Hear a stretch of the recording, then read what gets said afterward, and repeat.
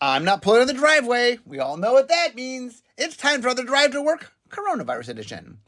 Okay, so today's podcast is going to be all about watermarks. I'm going to talk about what they are, sort of how they came about, and sort of different ways we use them. And then I'm going to get into why they are something that we don't mechanically care about all that often.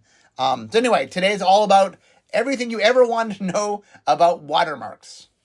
Okay, so I think historically, the very first watermarks appeared in Unglued. So one of the things that we try to do in Glue is each card, this is not how unsets are done now, but for Unglued and Unhinged, we would have a graphic artist, and each card would be sort of designed as its own piece of art. The frames were there, but it's not the way we normally do cards is we have the frames and then we input the art. So the art sort of goes in. What we did with Unglued and Unhinged was we had a graphic artist literally sort of design each card. That you could think of each card as a piece of art. Now, they took art components and frame components and mixed them, but we had to individually design each frame, which is very time intensive. We do not do that. Unstable did not do that. Infinity does not do that. It takes a lot of time. But one of the things that let us do is have some subtlety on how we do the card. So one of the things we did was we would put things in the back of the card. So, for example, Prismatic Wardrobe cares about different colors. So its frame was a combination of different text boxes put together. So one of the things we did on a couple of the cards, like Denied has this sort of web stuff. So behind the cards are the web stuff. Sorry has a frowny face behind it. Double Cross has flames behind it. Crazy Cow has drops of milk. Gosman Ogress has keeping track of score. Incoming has footsteps. So the idea essentially is we layer these qualities behind it. Now, interestingly, when we originally did this in Unglued, it was done as a graphical component. But one of the things we realized was that there was an ability to put something behind the text that was readable. That's kind of what Unglued taught us was, you can still read the text and have something sort of behind it as long as that thing has a little more faint to it. So I believe with Onslaught, so Onslaught had a pre-release card, which was Silent Spectre, and so it used the expansion symbol as a watermark on the pre-release card. And what we realized is it was one of the things is we wanted to say, how can we tell you this is a pre-release card in a way that would sort of give it something how can we tell it in a way that what space was there to tell it? And we realized that a watermark did a good job of sort of letting you communicate to that this is that thing. We also started using other event cards like Friday Night Magic. That there were cards we gave at Friday Night Magic that we put the logo of Friday Night Magic as a watermark behind the text. And I think that the real compelling thing about the watermarks was it let us sort of have a graphical element. It told you something. Early on, it sort of told you it was a special card and why and give you a hint of where the card came from. And so the idea essentially was it just was a card component that we could use to convey information. And early on, it was mostly about sort of, hey, this is a special card, not a normal card that you would get in a normal pack. Where'd you get it from? But then we started realizing, I think Ravnica Block was the first one where we said, hey, Ravnica Block was very much about factions. And one of the questions we asked ourselves was, hey, is there a way to sort of, how can we really bring those factions together? And so the idea was, well, what if each of the factions had a symbol associated with it? Now, originally, the symbol for the factions, we made a cycle of cards that showed the faction symbol. But one of the things we said is, hey, wouldn't it be neat if some of the cards could tell you that they are from this guild? And so we first presented the idea of what if we use watermarks, not just sort of external to a booster, but inside a booster, inside an expansion. And what if we use that to tell you something about the cards? Like that, what if the watermark was a means by which to convey something about the set?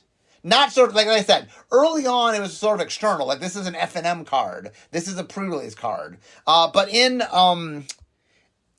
Ravnica, original Ravnica, we're like, okay, we can go beyond that. One of the things we were trying to hammer home is this is about the guilds. This is a set about the guilds. And the watermarks were a cool way for us to sort of do that. Now, the interesting thing at the time was we were very exacting on what got a watermark. There were sort of rules for watermarks. See if I can remember these rules. So if you were a gold card, so if you had the 2 colors of the guild, you got a watermark. If you had the mechanic of the guild, so if you were, if you were Boros and had Radiance, if you had the mechanic on it, if you had the name, even if you were a monocolor card, you would get the watermark.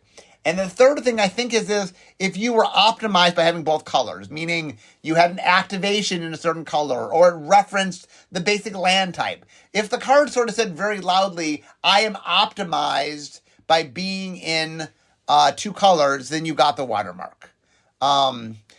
We had a lot of conversations. There were definitely cards that where the art conveyed something.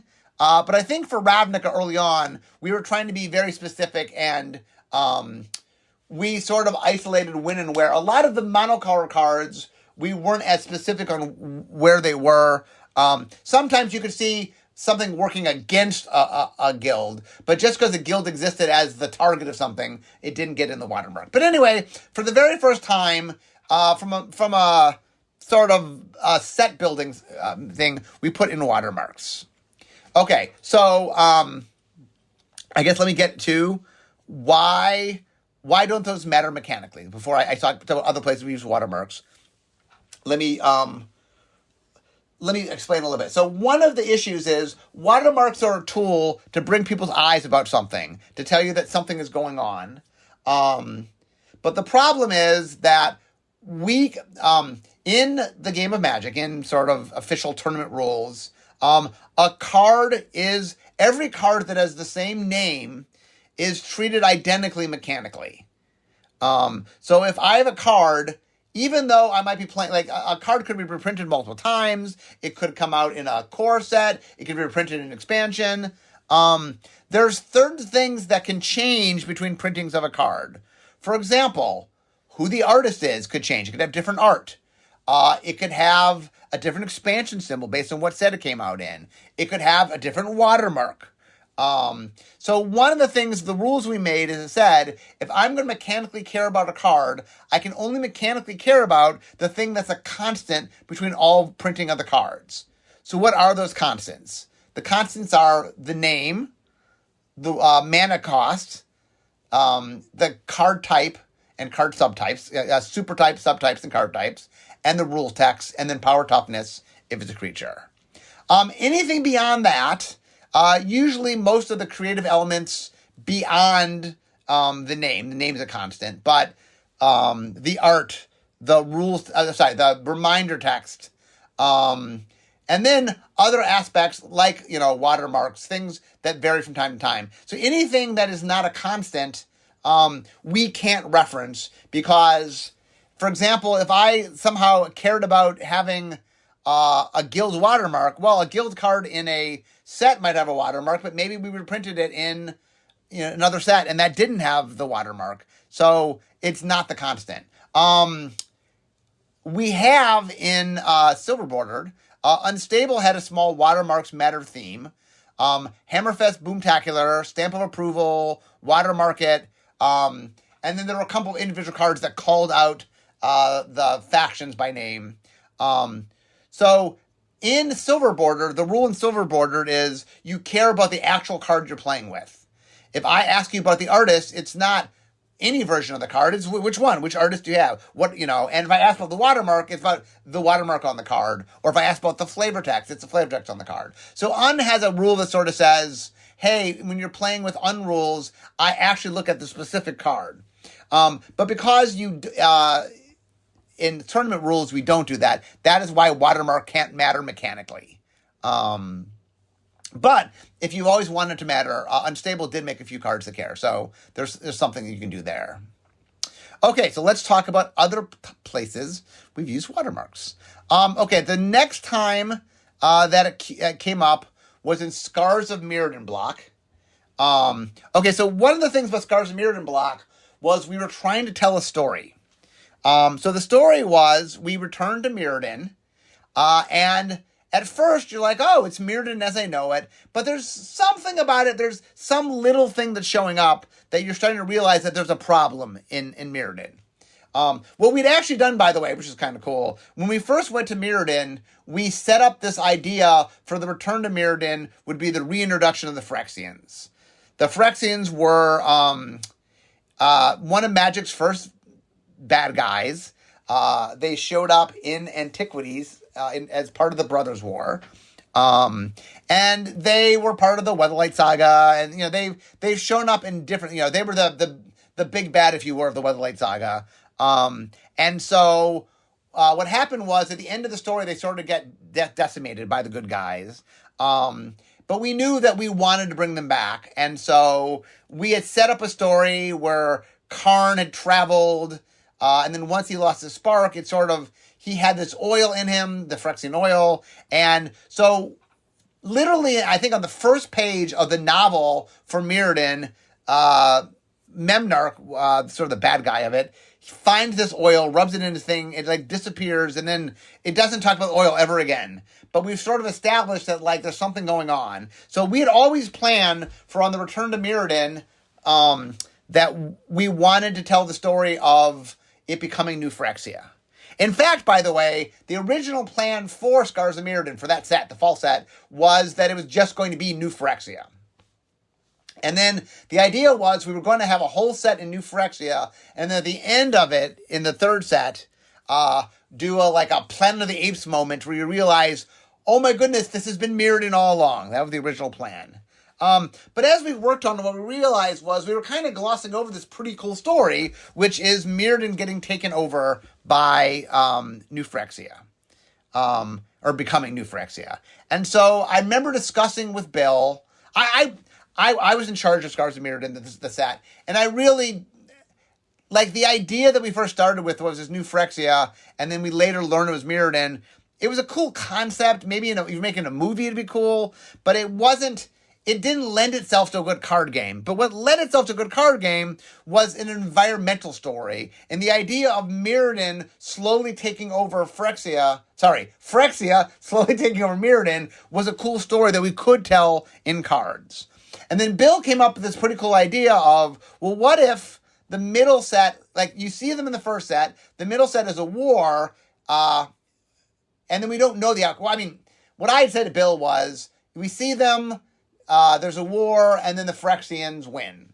And Bill said, well, what if we don't know who won? What if we advertise the third set of being one of two sets? Maybe it's New Phyrexia, maybe it's Mirrodin Pure. The audience isn't going to know the outcome of the war until the set comes out, or shortly before the set comes out. I thought that was a really cool idea, so we leaned into that. But one of the challenges was, okay, how do I convey in the first set that Phyrexia is there and a threat, in the second set that they're equally matched, and in the third set that it is the Phyrexia 1. Okay, Phyrexia 1 is the easiest part to do, but the really hard part was, how do I subtly tell you in Scars of Mirrodin that there's a Phyrexian threat? And that's when we realized that watermarks were the answer.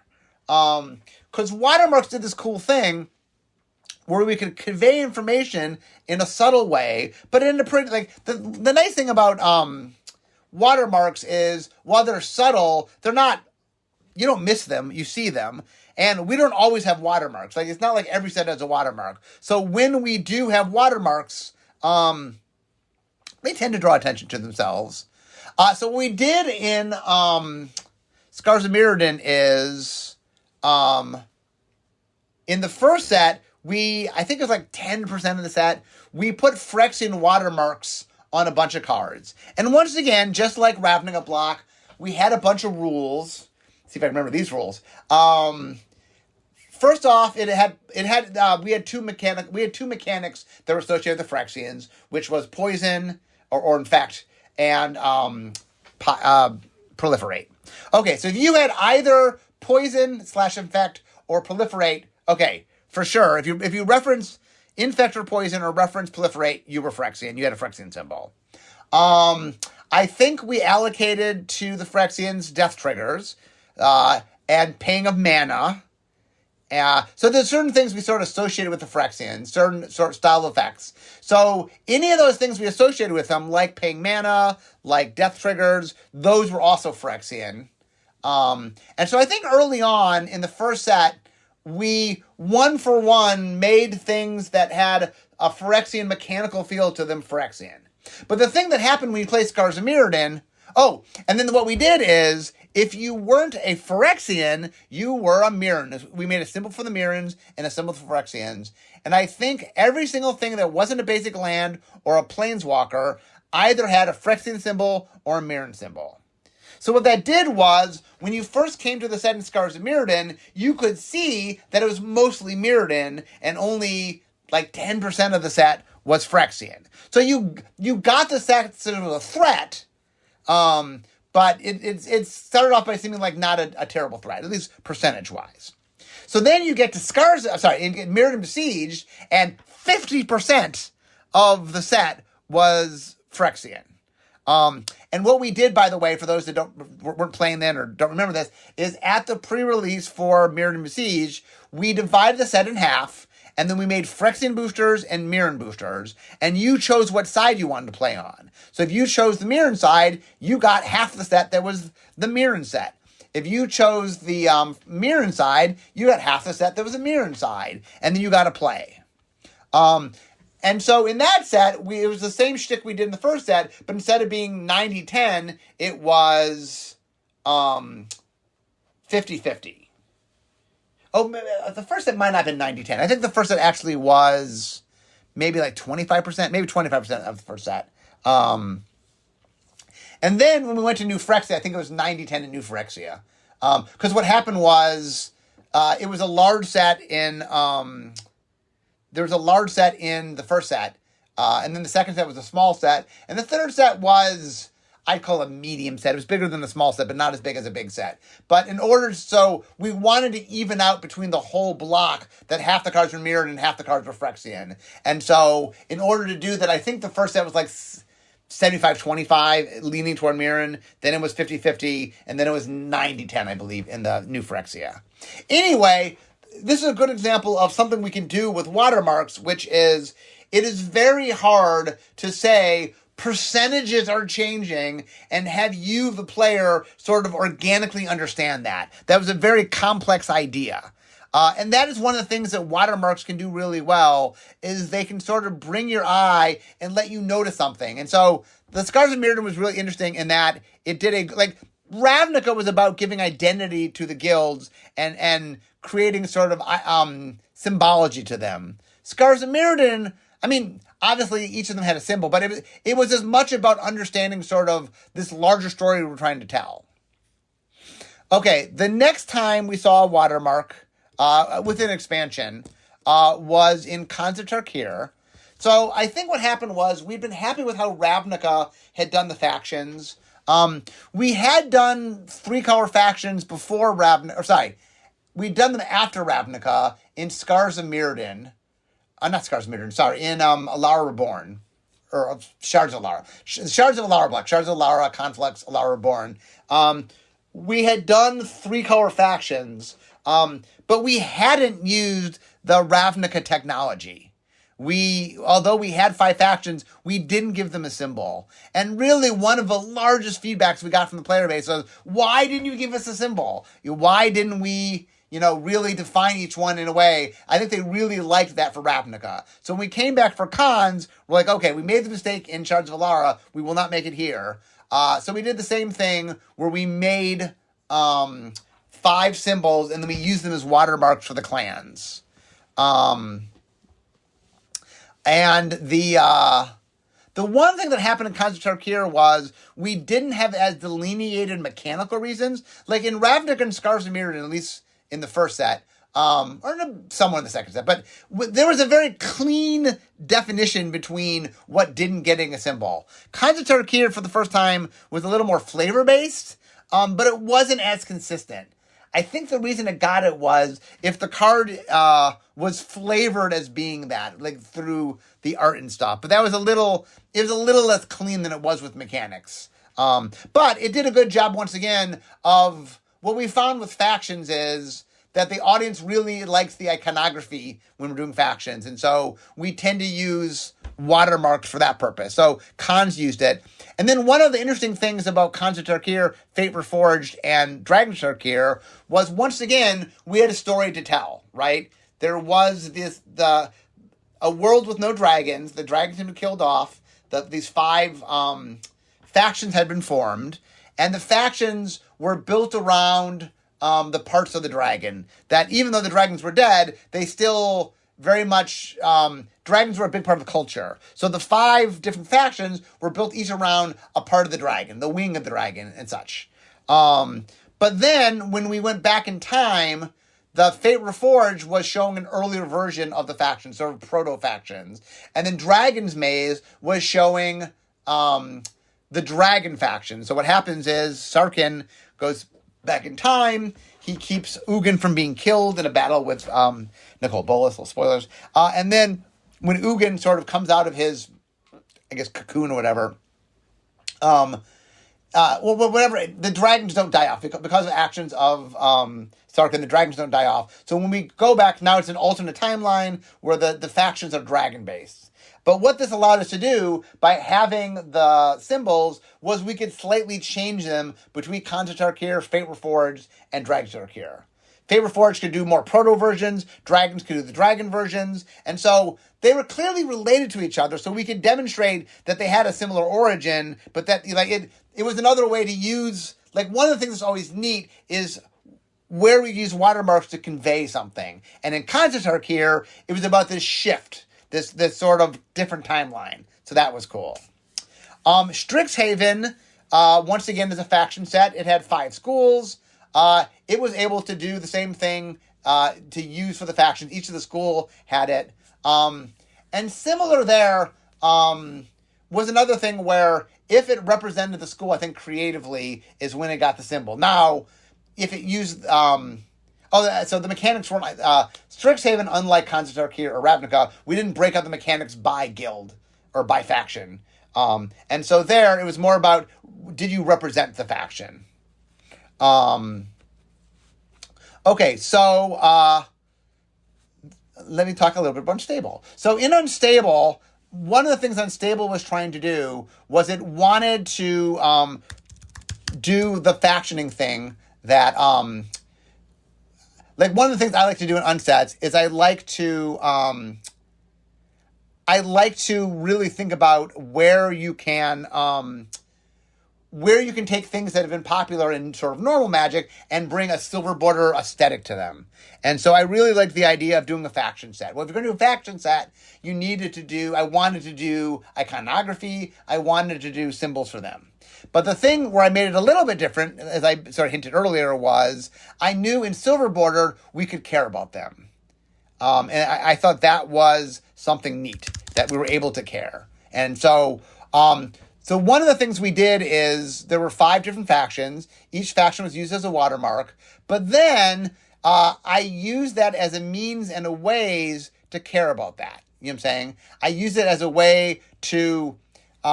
because in silver border you care about the actual card, we were able to... I could make cards that cared about a faction, and how you knew it was in the faction was you looked for the expansion symbol.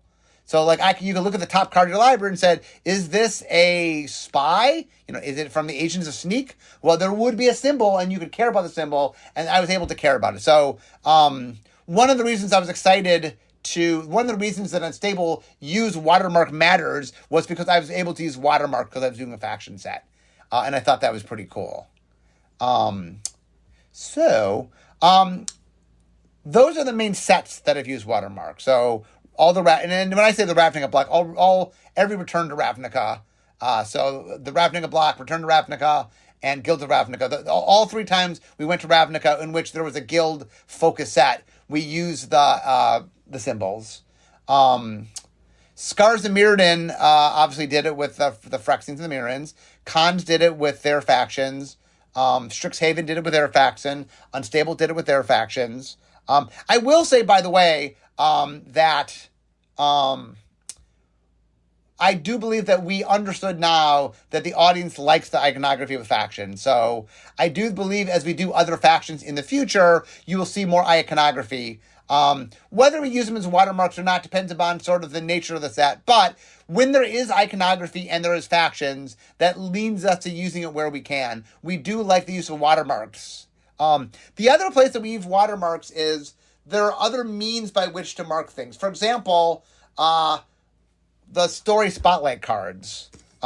We might want people to identify the story spotlight cards. So for a while, I think we put the Planeswalker symbol in the back as a watermark to tell you that. So like one of the things we're always looking for is watermarks are a cool tool that allows us to sort of connect iconography with cards and can often, like I say, tell you stories. Like the reason I spent a lot of time with Scars of Mirrodin block was I don't know if we could have conveyed what we conveyed without the use of watermarks.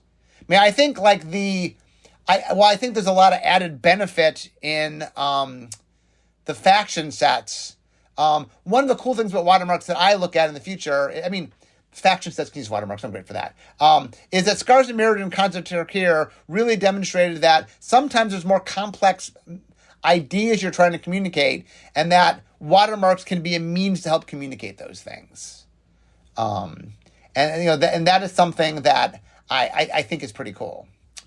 Okay, so let's see. And we will continue to use watermarks as a means to tell you where and how we get things from. And I think that is an important part of them. Mechanically, will we care about them? That is only going to be something that we can do through now Acorn cards. It is, I as a designer, for example, having made Unstable, where I was able to use them, it would be awesome. It would be awesome if we could. One of the problems right now is there is no clean way to say whenever you use this faction. Like I can't say if you use a Boros card, or look at a card, if it's a Boros card, there's no way to do that. So I do admit one of the things that was nice and Unstable was it let me care about a faction of things that I couldn't normally care about. So the designer in me would love to use watermarks mechanically. I understand why you can't.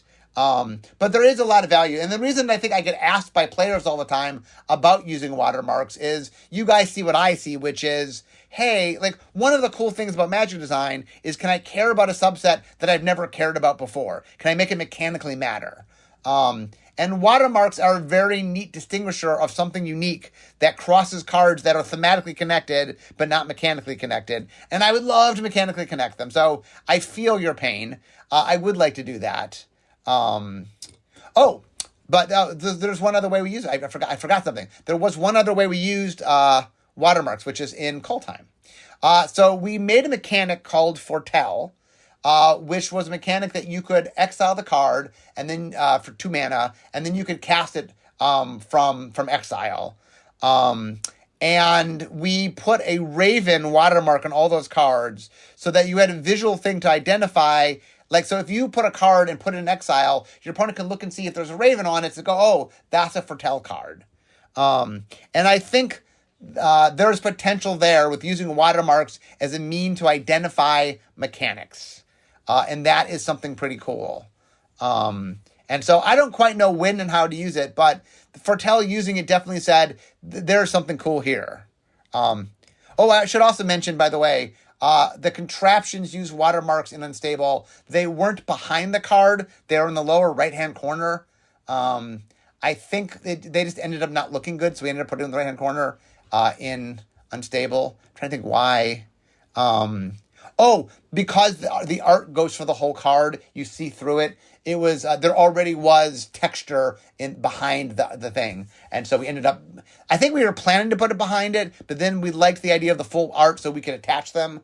If you've ever seen the contraptions, they're 3x3 giant pieces of art that you can put together. So we wanted art that goes behind the card and all the way to the edge, and that didn't work with Watermarks. But anyway, I do think that there's a lot of potential for Watermarks to. I mean, while mechanically I can't use them, they are a very good tool for communication.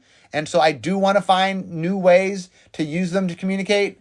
And I'm not guaranteeing that Infinity is doing this, but for future, Acorn cards, Watermark Matters is something that we can always keep in mind. I do think there's some fun stuff there. But anyway, that, my friends, is Watermarks. They're a cool thing, a cool component of Magic. We've used them a lot of different ways. There's a lot of communication that comes from them. Another cool one I did not mention. What was the set?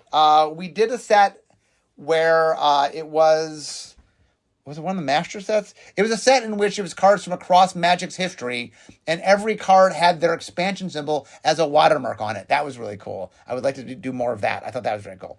Anyway, we keep finding cool and neat ways to use watermarks.